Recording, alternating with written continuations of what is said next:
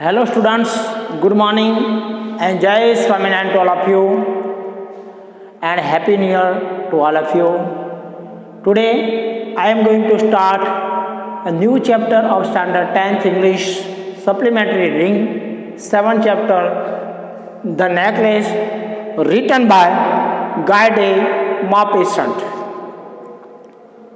First up I want to tell about the writer Guy de Maupassant. Henry René Albert Guy de Maupassant was born on 5th August 1850 at the Château de Miromesnil in France. His father was Laurent Pertuis and mother was Gustave de Maupassant. When Maupassant was 11 and his brother was 5, his mother obtained a legal separation from her husband. Maupassant was a French writer, remembered as a master of the short story from as a representative of the naturalist school of writers who depicted human lives and destinies and social forces in disillusion and often pessimistic terms. Many of his short stories are set during the France-Prussian War of the 1870s, describing the futility of war and the innocent civilian. He wrote some 300 short stories, 6 novels, 3 travel books and 1 volume of verse. So दोस्तों, I want to tell about some story, the theme of the story in Hindi. दोस्तों मैं आपको ये जो कहानी है थोड़े हिंदी में समझाऊँ तो आपको बहुत अच्छी तरह से समझ में आएगा. ये जो कहानी है एक पुअर वुमन मतलब गरीब स्त्री की है जो एक अच्छा जीवन बिताना चाहती है. उसका नाम था मटिल्डा लॉइजेल और उसकी शादी एक क्लार्क से होती है जो बोर्ड एजुकेशन में की ऑफिस में काम करता था. ऐसे एक मिडिल क्लास का जो पर्सन था, जो क्लर्क था, उसके साथ उसकी शादी हुई थी. उसे फ्रॉक पहनना, ड्रेस पहनना और ऑर्नामेंट्स, आभूषण पहनना बहुत पसंद थे. लेकिन उसके पास कोई अच्छी फ्रॉक भी नहीं थी और अच्छे आभूषण मतलब ऑर्नामेंट्स, गहने भी नहीं थे. उसकी एक फ्रेंड थी, उसका नाम था फॉरेस्टर. वो बहुत रिच थी, धनिक थी और मटिल्डा लॉइजेल अपनी फ्रेंड से मिलने बिल्कुल पसंद नहीं करती थी, उसके पास जाना पसंद नहीं करती थी क्योंकि वो अपनी जो लाइफस्टाइल, रिच लाइफस्टाइल जीती थी और ये सहन कर पाती नहीं थी, इसलिए वो उसके पास जाना नहीं पसंद करती थी. एक दिन उसके हस्बैंड ने एक मिनिस्टर के वहाँ जाने का निमंत्रण पत्र उसको दिया कि आपको, हम दोनों को शादी में जाने का हमको बहुत ज़्यादा इनविटेशन दिया गया है तो हमको जाना ही पड़ेगा.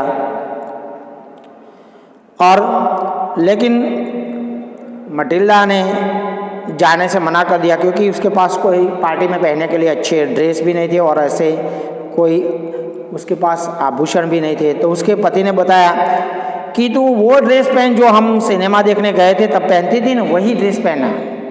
लेकिन उसने रोना चालू कर दिया और इस पर उसके पति ने उसको पूछा कि तुमको अगर अच्छा ड्रेस चाहिए तो उसका कितना पैसा होगा. तो उसने बताया कि 400 फ्रैंक्स. तो दोस्तों फ्रैंक्स, ये फ्रांस का जो करेंसी है उसको फ्रैंक्स बोलते हैं. तो उसने बताया कि 400 फ्रैंक्स होगी.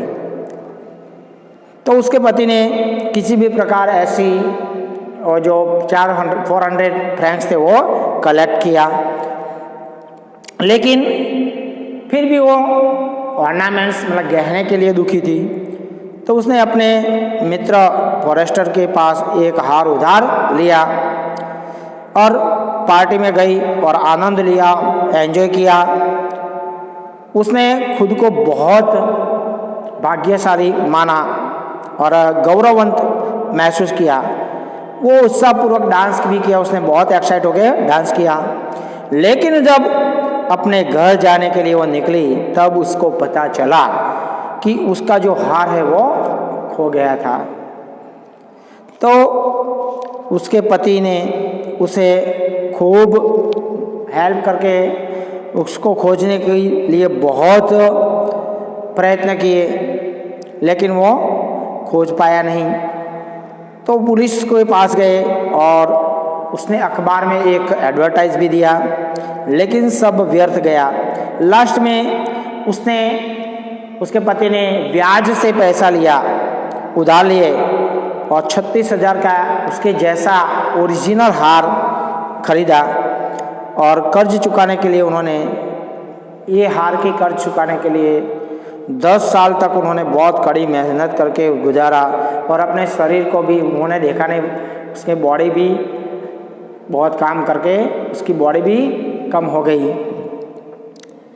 और एक दिन वो अपनी फ्रेंड के पास फॉरेस्टर से मिली, लेकिन फॉरेस्टर ने उसकी बॉडी कम हो गई तो उसको पहचान पाई नहीं।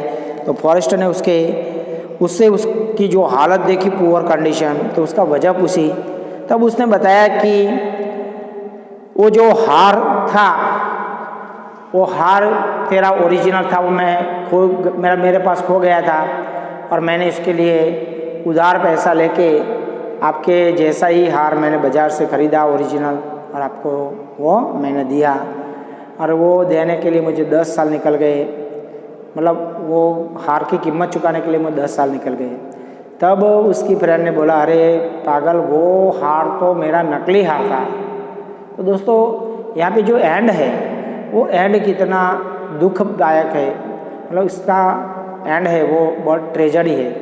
तो हार तो उसकी फ्रेंड ने दिया था, वो नकली हार था और नकली हार के बदले में उसने कितना कड़ी मेहनत की। 10 साल तक उसने अपनी बॉडी का भी नहीं देखा और उसने मेहनत करके वो हार की कीमत हार दे के उसने अपना जो उधारी थे वो चुकाया। लेकिन जब मालूम पड़ा कि वो हार तो उसकी फ्रेंड ने बोला नकली था, तब वो कैसी हालत होती है कि 10 साल उसकी वजह से उसने बहुत मेहनत की। तो दोस्तों ये एक अच्छी कहानी है। So let me start our story, The Necklace. She was one of those pretty young ladies born as if though an error of destiny into a family of clerks. मतलब वो एक इतनी सुंदर युवा युवतियों में से एक थी कि भाग्य की, मतलब डेस्टिनी की गलती से एक क्लर्क परिवार में वो पैदा हो गई। मतलब एक क्लर्क परिवार को वो मिली, वो एक डेस्टिनी की गलती थी, मतलब एक भाग्य की गलती से। She had no dowry, no hopes, no means of becoming non love and married by men either rich or destitute, and she allowed herself a married to petty clerk in the office of a board of education. She had no dowry, मतलब उसके कोई दहेज नहीं मिला, no hopes, कोई उम्मीद भी नहीं, आशा नहीं, no means of becoming non, और न ही कोई पहचान जाने वाली कोई अन्य साधन मिला। Allowed and married bye a man either rich और डिस्टिंग्विश, कोई ऐसा प्रसिद्ध सुप्रसिद्ध आदमी के साथ उसकी शादी भी नहीं हो गई, ऐसी शादी भी नहीं हुई। And she allowed herself to marry a petty clerk. दोस्तों यहाँ पे देखो, पैटी मतलब क्या होता है, लोली, मतलब बहुत कम, और उसकी शादी मतलब बोर्ड एजुकेशन कार्यालय में एक तुच्छ क्लर्क, मतलब बहुत निम्न कक्षा के क्लर्क के साथ हुई, इसकी शादी हुई। She was a simple but she was unhappy, वो बहुत सीधी शादी थी, लेकिन कैसी थी, वो खुश नहीं थी। सी suffered innocently, feeling herself born for all delicacies and luxury. वो खुद को सभी प्रकार के भोग विलास मतलब लग्जरियस और ऐशो आराम के लिए जन्म लिया हुआ अनुभव करके वो लगातार कष्ट झेलती थी, अपने मन में कष्ट झेलती थी। She suffered from the poverty of her apartment, the shabby walls and the worn chairs. वो अपने कमरे में गरीबों जैसी बद्दी दीवारों और टूटी हुई कुर्सियों के साथ दुखी थी। All these things tortured and angered. ये सभी चीज़ें उसको बहुत यातनाएं देती, टॉर्चर मतलब यातना देती थी और गुस्सा दिलाती थी। When she seated herself for dinner opposite her husband, who uncovered the terrain with a delicate air, saying, "Oh, the good Poppy, I know nothing better than that." She would think of elegant dinners of shining silver. She thought of the exquisite food served in marvelous dishes. When she seated herself for the dinner opposite side of her husband, एक दिन वो जब रात्रि के भोजन के लिए अपने पति के सामने बैठती थी, वो गर्व से ये कहते हुए उसने जो डिश बनाई थी टोरिन, उससे कपड़ा हटाया, ओ द गुड पॉट पे, अच्छा तो ये बहुत अच्छी पॉट पाई है, मैंने इससे पहले खाना कभी ऐसा खाना नहीं देखा। वो एक सिल्वर से चमकदार बर्तनों में परोसे गए शानदार रात्रि भोजन के बारे में सोचती थी, और वो शानदार सी थॉट ऑफ द एक्सक्यूसाइड फूड मतलब अच्छे भोजन के लिए वो सोचती, सर्ड इन मार्वेल लश डिशेज, बहुत शानदार डिशों में परोसे हुए अत्यंत सुंदर खाने के विषय में वो कल्पना करती थी। She had neither frocks nor jewels nothing and she love only those thing, उसके पास कोई अच्छे फ्रॉक भी नहीं थे और कुछ गहने भी नहीं थे, और केवल उसी चीज़ों से वो प्यार करती थी। She had a rich friend, a schoolmate at the convent, whose she did not like to visit. She suffered so much when she returned. उसकी एक रिच फ्रेंड थी जो कॉन्वेंट स्कूल में उसकी क्लासमेट थी, और लेकिन उसको मिलना वो पसंद नहीं करती थी, क्योंकि वो जब वो उससे मिलती थी तो वो लौटते समय उसको बहुत कष्ट होता था। She wept for whole day from despair and disappointment. वो हताशा और निराशा से पूरे दिन रोती रहती थी।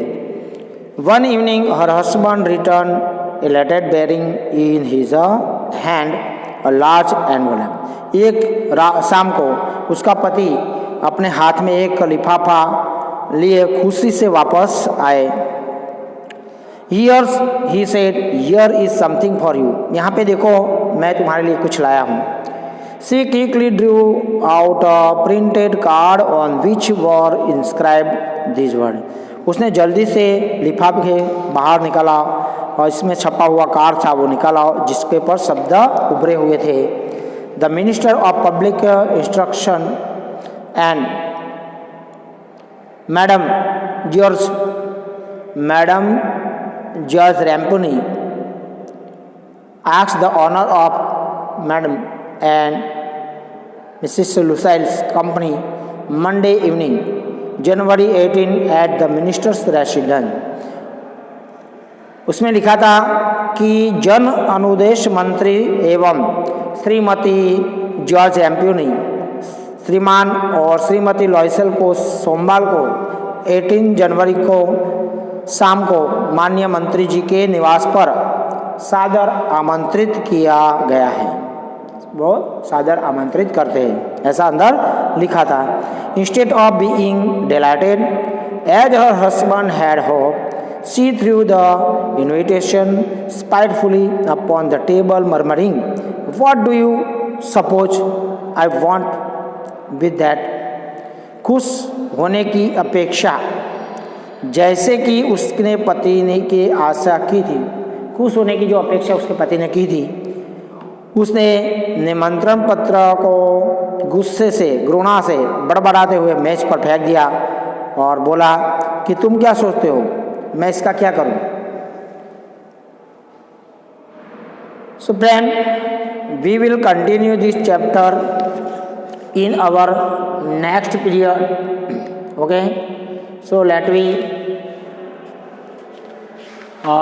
see the question answer. So I want to explain the question answer. What kind of a person is Mrs. Lucille? Why is she always unhappy?